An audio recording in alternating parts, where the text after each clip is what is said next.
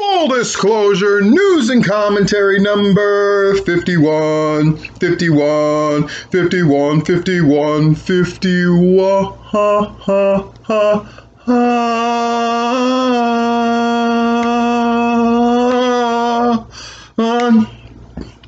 Hey, how goes it?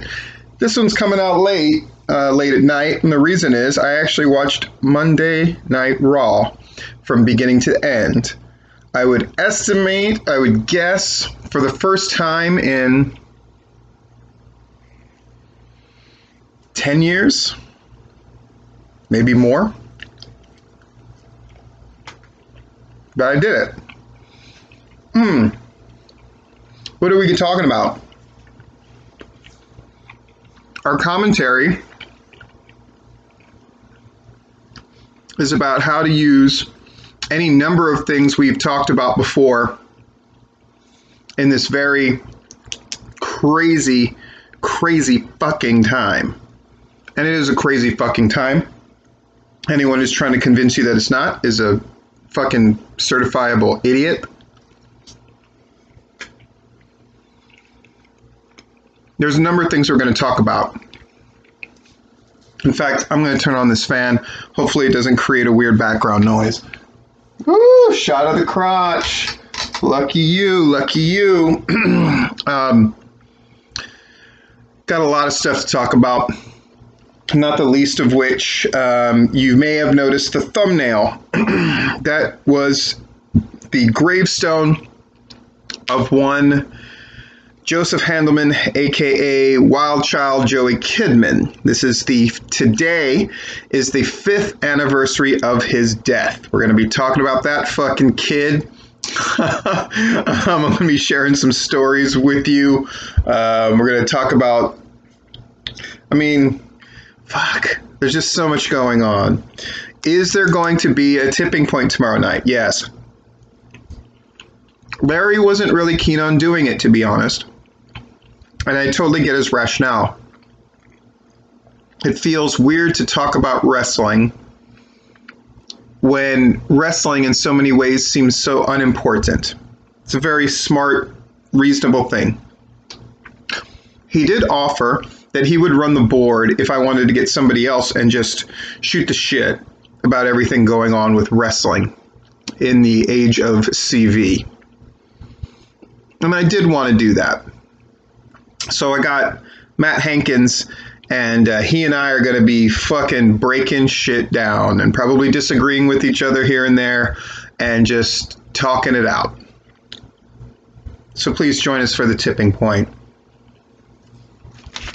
Patreon people, I love you, I love you. You're so important now more than ever, believe it. Brett, Brian, Dan, Derek, Diana, Jeffrey, Josh, Larry, not that one, the other one, Logan, Rob Rod, Southern Honor, Double Dropkick, Joseph Black, Proc the Croc, and then the 4 biggies. Yeah, Viral Pro, Eric Walker, the World Walker, Transcendent, and the OG, Myron. Thank you. Thank you, one and all. All right. Let's talk about some shows. There aren't any. Not quite true. Southern Fried put on 3 different matches. I watched them all. The one I liked the best was the main event. Ashton Starr, David Ali, my man Adrian Hawkins, a really good match. A couple people were talking to me about the matches at Southern Fried. Was it a good idea? Didn't it just look stupid? Didn't it just look kind of ramshackle and thrown together? Yes. Did I think it was great? Yes. Just their attempt to do a little something. I heard Renegade taped a bunch of matches as well, which they'll be releasing. Fine. Great. I get the instinct. Those shows I'm not worried about. Took precautions, weren't really crowds involved. I want to talk about this show that Eric Wayne was talking about taking place in West Tennessee, was it? TIWF or TI somewhere the fuck, where they had a crowd and all that shit. Folks, though some people may want to convince you otherwise, cases are skyrocketing everywhere. And at this point, can we just take the simple position that running a show at its best is a bad look? So, like Atomic here in Florida is running a show and they're sold out. And the reason they're sold out already is because they're having less seats,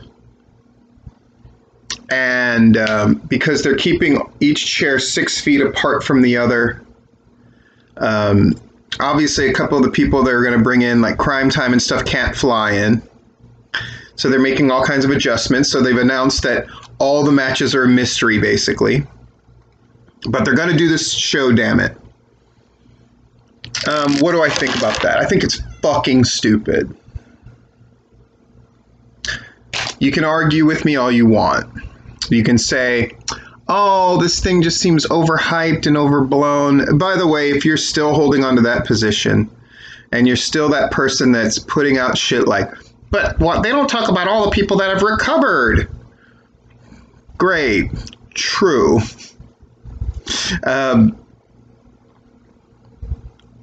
But really what CV has done is it's sort of exposed the kind of ignorance and stupidity and selfishness that you would just rather have not have known, frankly.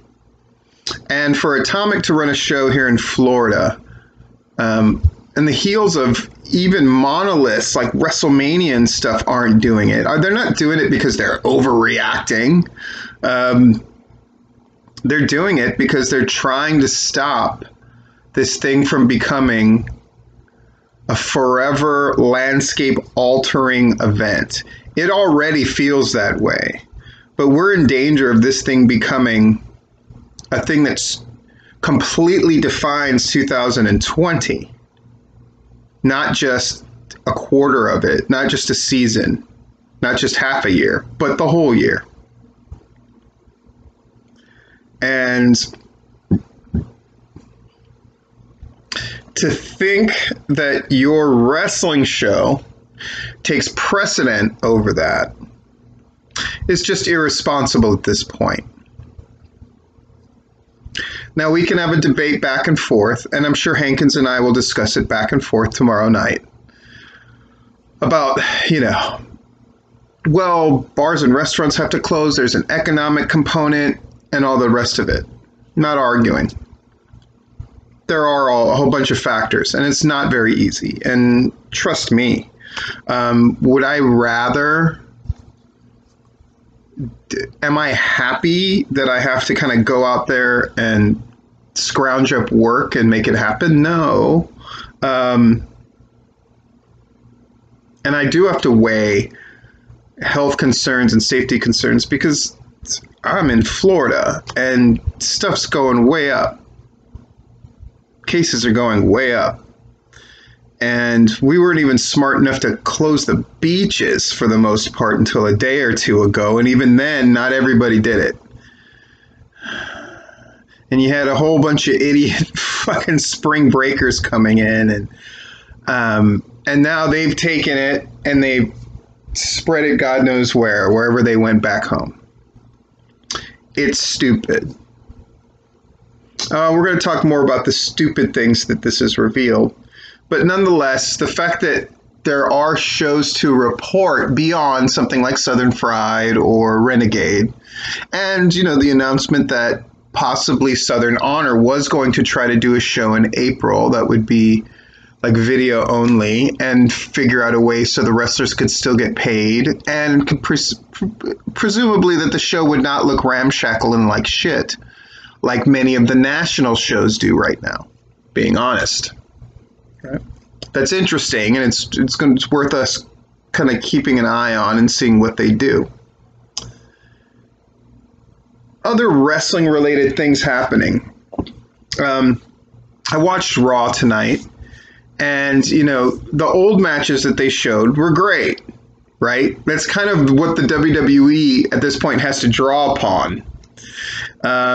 WrestleMania is what it is.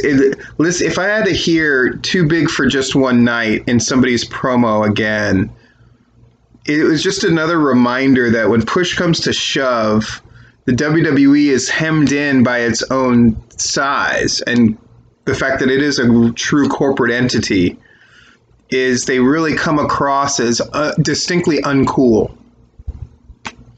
And showing old matches, while wonderful for someone like me, I'd never seen Asuka versus Charlotte, and what a fucking phenomenal match that was. And then Brock Lesnar, Seth Rollins, and John Cena was, I thought, a really great match as well. And it was fun for me to see that because I had not seen it before.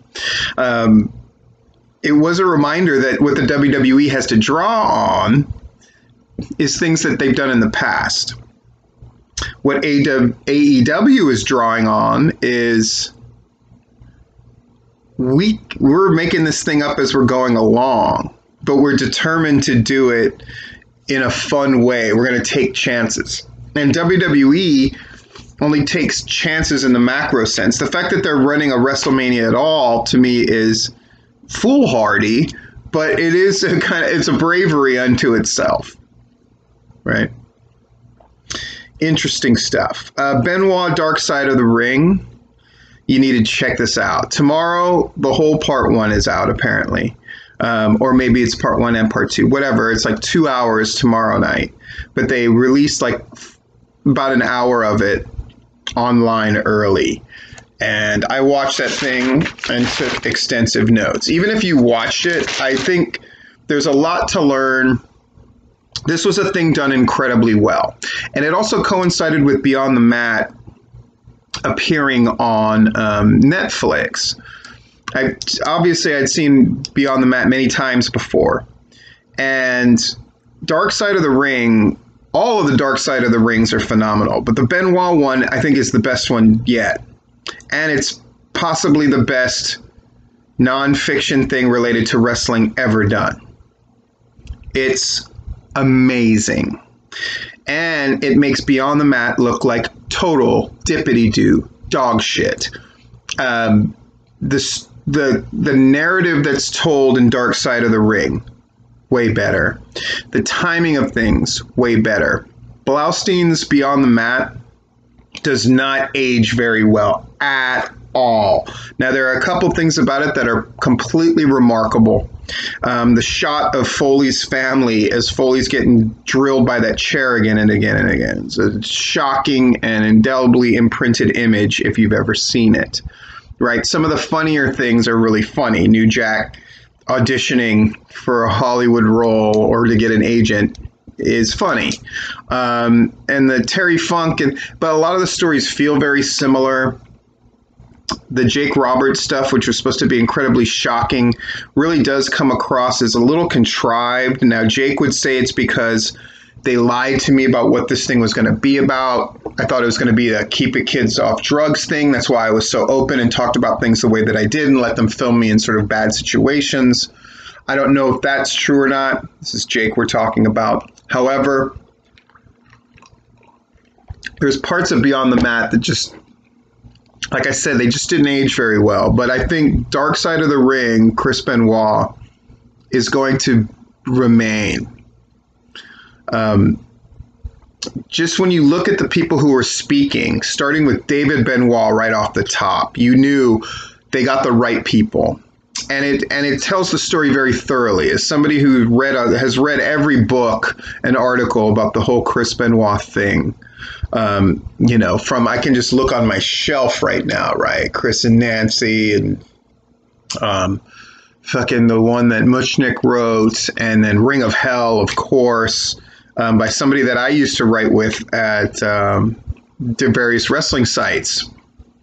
Who made good, and he's written a number of books, and they're all, Randazzo's stuff is really good in general, but Ring of Hell is the thing he's going to be remembered for. It's impeccably researched and very salacious and interesting. But you got David Benoit, and then you got Jim Ross, and you got Chris Jericho, who they allow to speak and just go like, you know what? If you think this is glorifying a murderer, you should stop watching, because I'm going to talk about what I felt about Chris Benoit. Dean Malenko. I mean, these are the people showing footage from Jericho working Benoit in '95, right? The story of how Chris felt like he sold a kick from Jericho that he shouldn't have sold, so he was doing 500 hack squats. He always felt this need to purge himself of wrongdoing and punish himself. And then they established the relationship between Chris Benoit and Eddie Guerrero, which is just pivotal to everything that happened and went on. Then you got Chavo Jr. there talking, and you got Vicky Guerrero. And then they sort of diverge for a little bit, but I think in a very smart way, which is they have Vicky talk about Eddie and how she kind of fell in love with him, and he's Black Tiger and he's nice butt. And again, these are just people who are really in the situation, who were talking about it. And it's riveting and it's amazing. And you get the footage with Benoit as Pegasus Kid, and 94 through 96 they're wrestling, and how Eddie was hated and then he was loved. And then they have Nancy's fucking sister, woman, Chris Benoit's wife, who he killed. They have the sister there sort of talking about her. I mean, when they had footage from Polynesian wrestling, which I grew up watching, which is where I first saw Kevin Sullivan and Nancy, I mean, my breath went out of my body, because it just put everything in time. By the way, I'm going to tell you my own Chris Benoit, Nancy, and Daniel encounter that I had with them on Patreon. And a lot of people are saying, like, man, you save a lot of good stories for Patreon. Yeah, I do. Because those people, frankly, they pay me. And I've been putting out those Patreon videos much more frequently lately. But, it covers the Florida Championship thing. Polynesian. I'm just looking at my notes here. 97, when they go into Sullivan versus Benoit, when Sullivan was the booker, and how Nancy and Benoit were thrown together in an angle and then just ended up staying together. Now, this is one of the parts of the story that you're probably better served, though I haven't seen the whole thing yet. Maybe the Vice thing tomorrow night, the Dark Side of the Ring with Benoit, will go more into it. I don't think they will, though. But a number of books did a great job of sort of catching the nuance of the weirdness of Sullivan booking the two of them together and them ending up together, almost by happenstance, though it's clear that Chris Benoit was completely enamored with her. And then when they had a kid together, and then Benoit had David with his first marriage, but they were like this beautiful family. And that part really got me. I saw a number of wrestlers say, dude, I can't believe how much I cried during this Benoit thing. And this is the part where it first got me. It really got me. And again, when you hear my story on Patreon, it's probably going to get you too.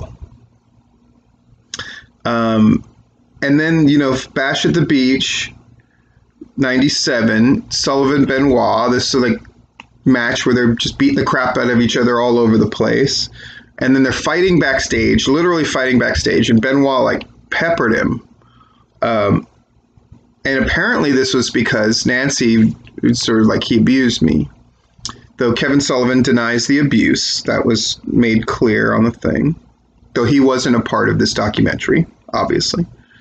And then Benoit went and got her, and they were together from there on in. And Nancy and Vicky were best of friends. And that was amazing. When she busted out the wedding album and said why this one was her favorite picture and all of that stuff. Again, Vicky Guerrero is somebody I think about everything that she's been through. Just that was the overriding arc of everybody who was involved in this, which is you could just see the pain. And you can see how hard this was for them to talk about, yet they all felt very compelled to talk about it and to be incredibly honest. That just exuded from all of them. None of them were holding anything back because they seemed to know that this was a story that needed to be told. And they wanted to do their part to try to understand how the fuck this happened.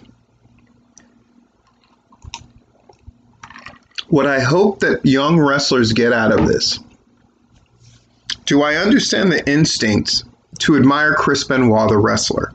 Absolutely. Arguably the best ever.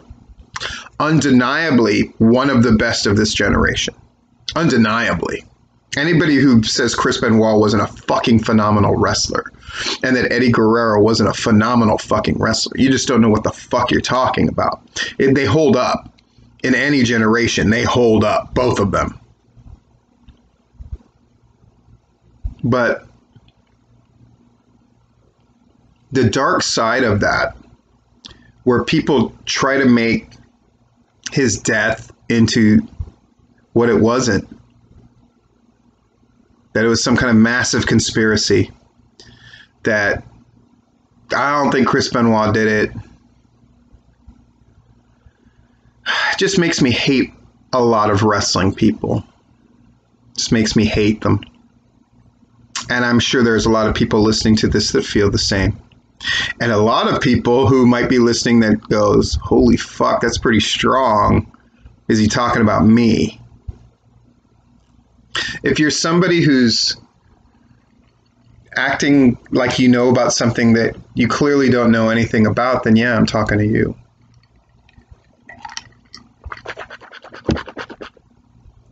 I get the conflict. This guy that you admire so much, who is so good at doing a thing that you care about, like pro wrestling, and then committed this horror. And worse, it's aspects of the pro wrestling business that put him there. Brain damage,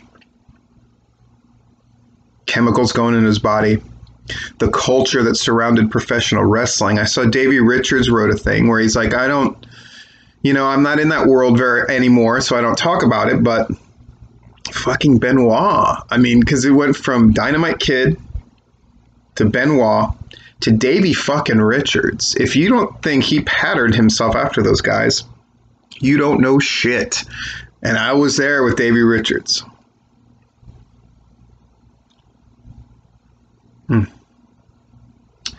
Anyway, Benoit and The Rock, they show footage of them wrestling in 2000, which clearly showed, Benoit's career going up and up and up.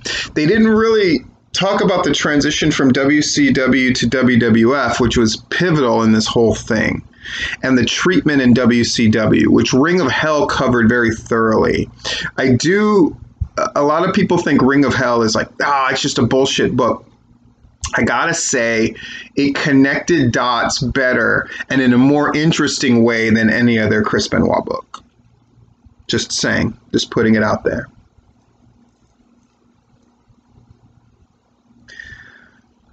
Jericho put it so beautifully and so brilliantly when he said Chris and Eddie sacrificed everything for their art.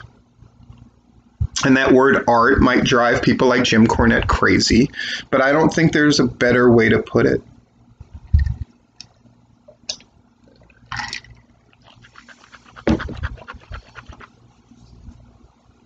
They showed the injury in 2000, the SmackDown, where Eddie fucked his arm up doing the frog splash. And then Vicky talks about a very dark time with Eddie, where he had like 3 ODs in their house. And on the last one, she didn't even call for the ambulance. She just left thinking maybe he'll die. And maybe that's for the best. But he didn't. And then Eddie showed up fucked up to WWF thing, so they sent him to rehab and they fired him. And again, the Eddie Guerrero book covers this period in a very interesting way. Like Eddie Guerrero goes to the Indies because it's where he has to make money, and he's the first big star that was willing to job. I think that says a lot about Eddie Guerrero, that he didn't pull rank or protect himself. He just knew he just loved wrestling, and he wanted to do the best job, literally, figuratively, in every promotion that he went to. I remember that from the Guerrero book, which is also worth reading. It's a good wrestling book. And there's a host of shitty ones, but the Eddie Guerrero one is really good. Nancy helped Vicky at the point that when they go over Guerrero's death, that was very hard for me too. Very sad, right? Died brushing his teeth. And the reason is, I mean, I'll just go into he did a lot of coke and he did a lot of roids. And so his heart enlarged and it was scarred to fucking death. And even once you go clean, you've done damage to the most important muscle in your body and it's enlarged. Pro wrestling and the amount of steroids that these guys did comes at a price. A heavy price.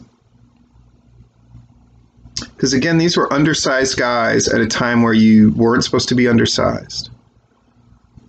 And they paid a huge price for their art. They talk about Chris Benoit's paranoia after Eddie died, which is, again, I think something this documentary is doing very well, which is they're sort of setting up precedents. So nothing's coming out of nowhere. It's like, yeah, there are already signs that Chris wasn't right, and the way that Jericho talks about how he would sob about Eddie, which is these guttural animal noises. And when Dean Malenko called, or that's Chavo, called Chris to tell him Eddie was dead, and then Chris Benoit made a sound like he said, like a fucking animal, just like the most pitiful wailing sound.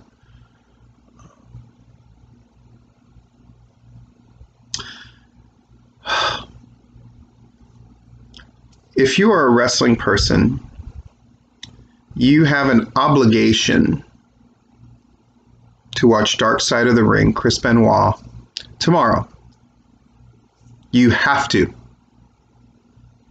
There's not a debate. It's the biggest news story that's happened in professional wrestling in the last 25 years. It could have spelled the end of professional wrestling. It involved the guy who's arguably the greatest ever and the least likely at one point to do what he did. And we have an obligation to learn about the story and deal with the conflict it creates within. And not shy away from it, not avoid it. That's what I have to say about that.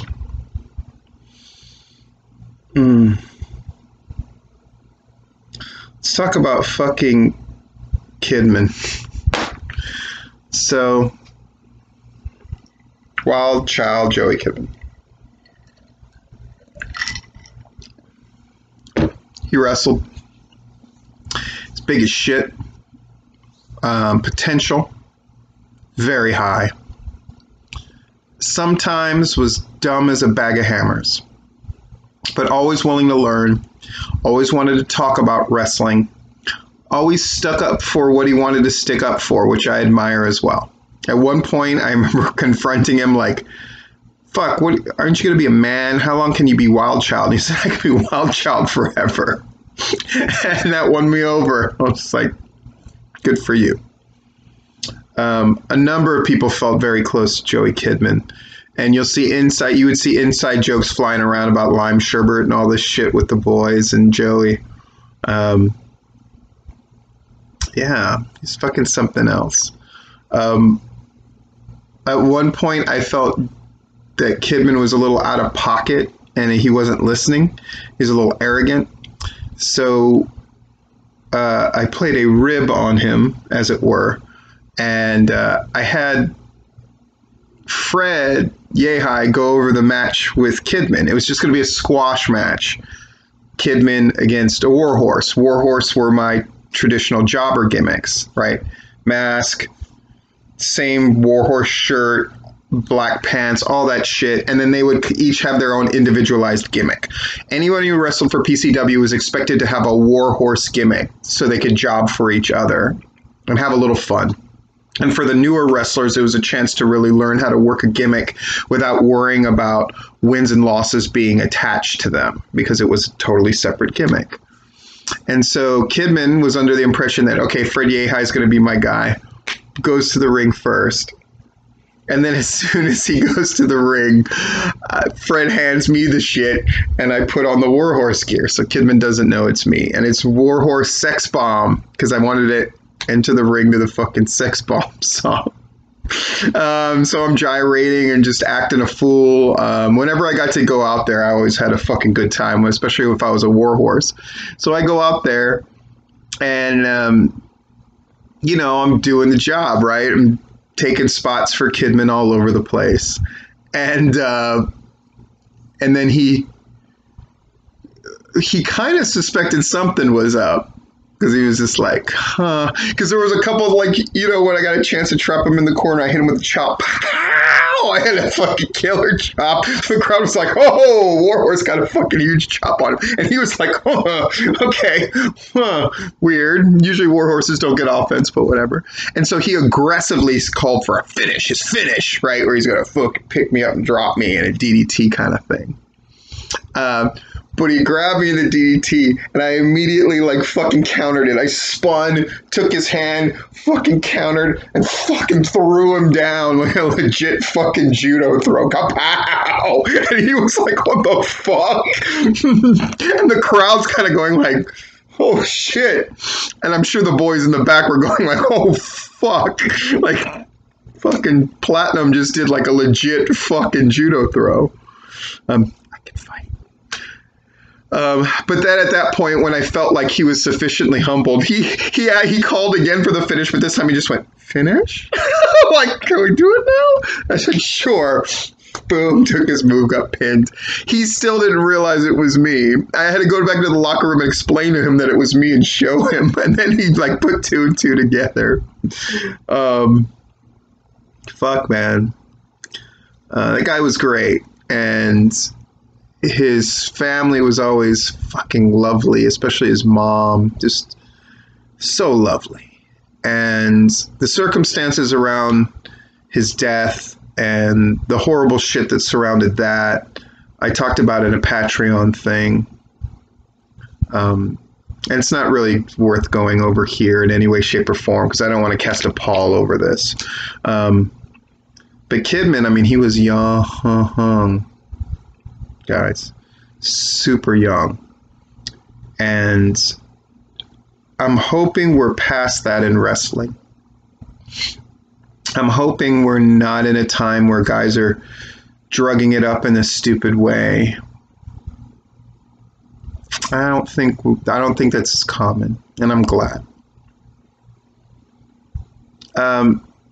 Before we get to the commentary, I just want to talk about the whole racist fan thing happening in Alabama, and that's going back and forth, and Huckabee's giving ultimatums and all this stuff.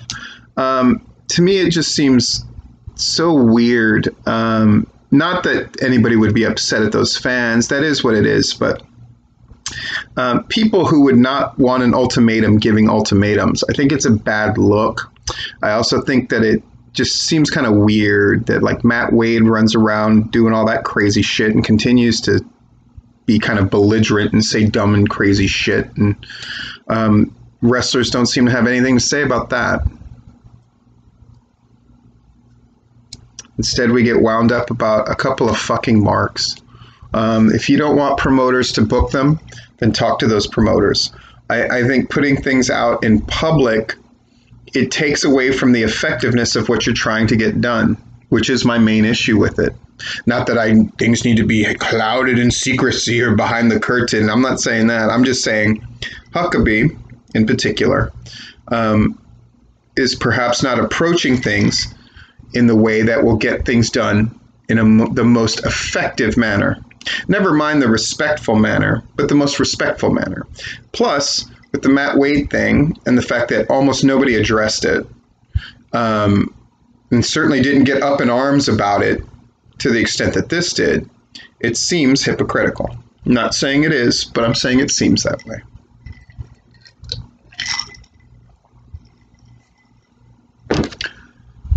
Commentary. Oh, shit. I have an unboxing. Sorry, I'm a little thrown off, but it is what it is. But I'm excited about an unboxing, and this time I will have it secretly revealed. All right. And before the commentary, the reveal. The fuck? Is that what I think it is? Is that the logo similar to another logo? Can't wait to find out who gave me this one. I'll look through the bag later to see. Fuck. I'll put this. Fuck it. I guess I always said I would always put it on, so I'll put it on. All right. Let's talk about our commentary. We all know that this is sort of a tough time. People having to cancel shows, people having to worry about their livelihoods, people just freak the fuck out.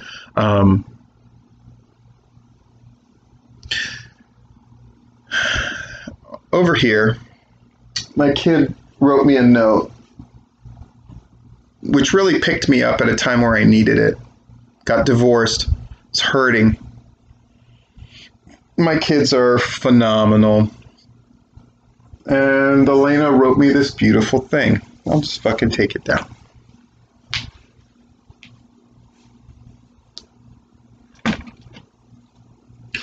Dad. Yay. Dad, you've always been there for me. And even when I didn't know what to do, you supported me. You have been my comedian, my shoulder to cry on, my role model, and my muse. So thank you for always showing, and again, these are the 5 traits that I instilled in the kids as early as possible. I used to have them in a frame in their bathroom so they would have to see it twice a day, every day, right? Persistence, optimism, curiosity, self-control, and creativity, right? To my sister and I am always proud of you. I've talked about those 5 traits before, but I'm going to talk about those traits now in relation to the opportunities such as they exist.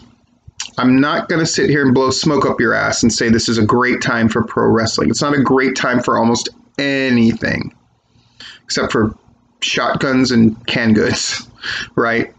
Is that a Gremlins 2 joke? Oh my God. Sorry. We're advising all our clients to invest in shotguns and canned goods as everything falls apart. Anyway, curiosity.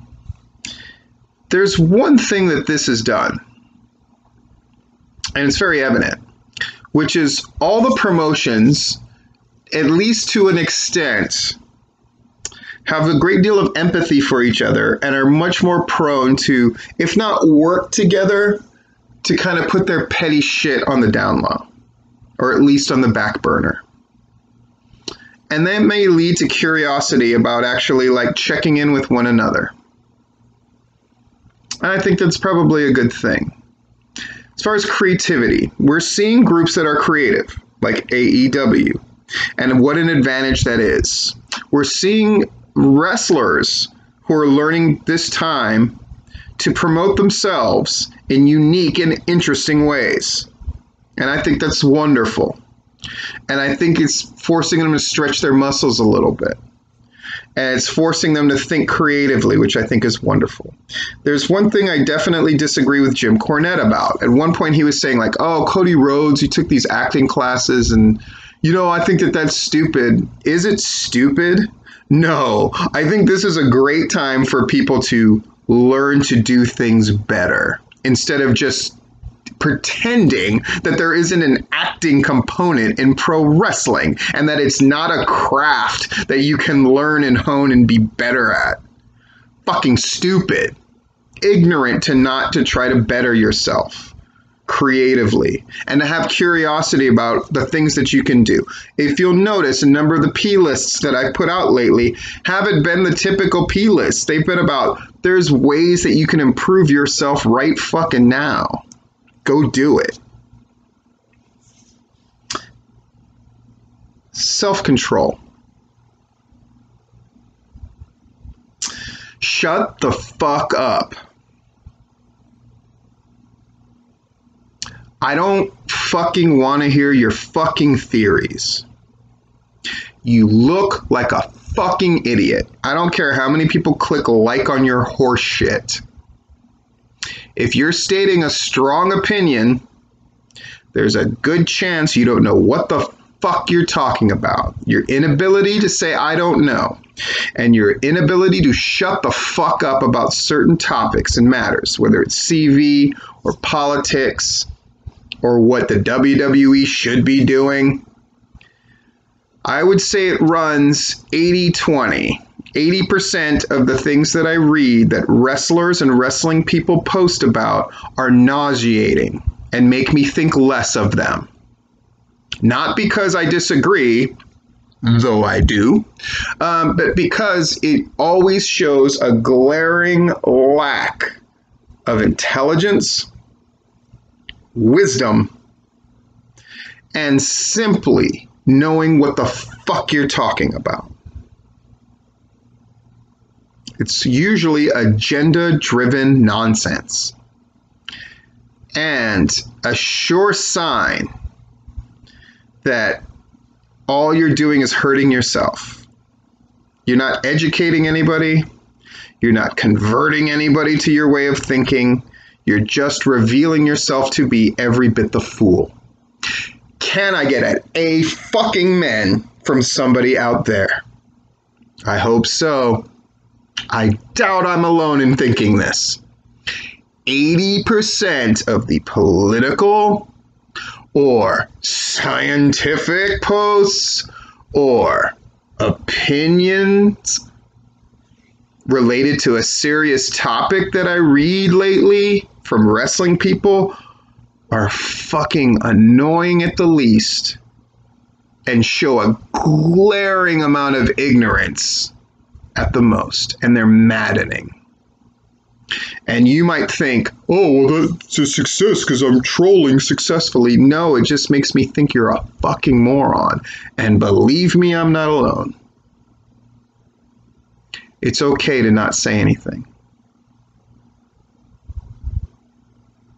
It's okay to ask yourself the question, what good can come of this?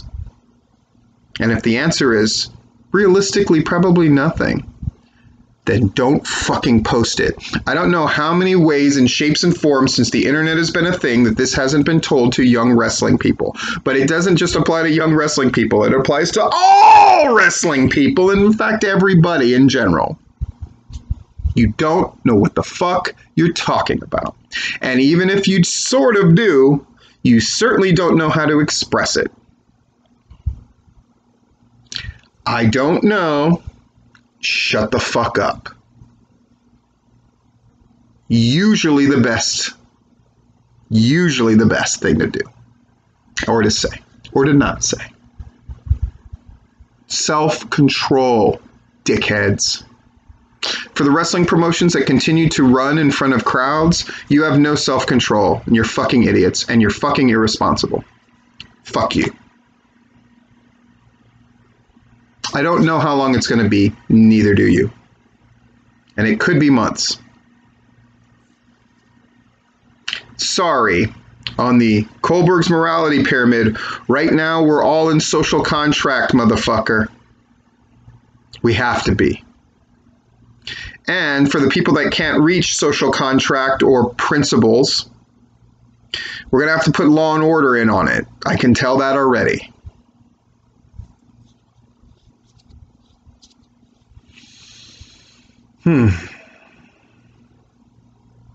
Gotta have optimism. Trust me, I get it. The text that I send to people close to me in the last 2 days, I'm sure driving them nuts, because I'll just text, because another fucking plan of mine to sort of get ahead and get a hold of this thing falls through and another setback fucking happens, and it just fucking angers me. It frustrates me. I'm not saying I have it worse than anybody. I'm sure there's people that have it way worse than I do. Not saying that at all. I'm just saying it's hard to be optimistic, which is exactly when you need to be the optimistic the most. I'm not saying unrealistic. I'm just saying, fuck, you gotta keep fucking pushing. You gotta keep fucking trying. Somebody asked me, how you doing today? And I said, it fucking sucks, but I know I still have cards to play. That's my optimism. Still got cards to play. And I'm not going to lay down my kids. I'm fucking not letting down my kids. It's not fucking happening. But the most important out of the 5 is persistence. Keep trying. For those of you who are making Sean Dean McBride, fucking John Cruise, fucking Hold My Beer Hansen, all these guys. Now I saw Tommy Pitts jumping in. Like, you guys are making fucking funny videos. Keep fucking making them. Wrestling groups that are trying to figure this out and figure out a way to do it, keep doing that. Wonderful. But just keep on keeping on. And don't let the dire circumstances, which everybody is under, make you concede and give up. Just don't. Because keep in mind, just like that thumbnail indicates, it can be worse. Kidman was a kid, super young. He died 5 years ago, cut down, not even in his prime yet. It's awful. And if you're a young wrestler, you may not even know who he was. But you have an obligation, not necessarily to him, though perhaps in part, to just fucking keep your shit going. And if you need help, there's people who will help you. Maybe the strange, unintended consequence of all of this with CV and shows being canceled and all of this shit is maybe, just maybe, wrestling as a whole, but particularly in Georgia, can become the brotherhood and the family that it has always claimed to be, but failed to be. This has been Full Disclosure.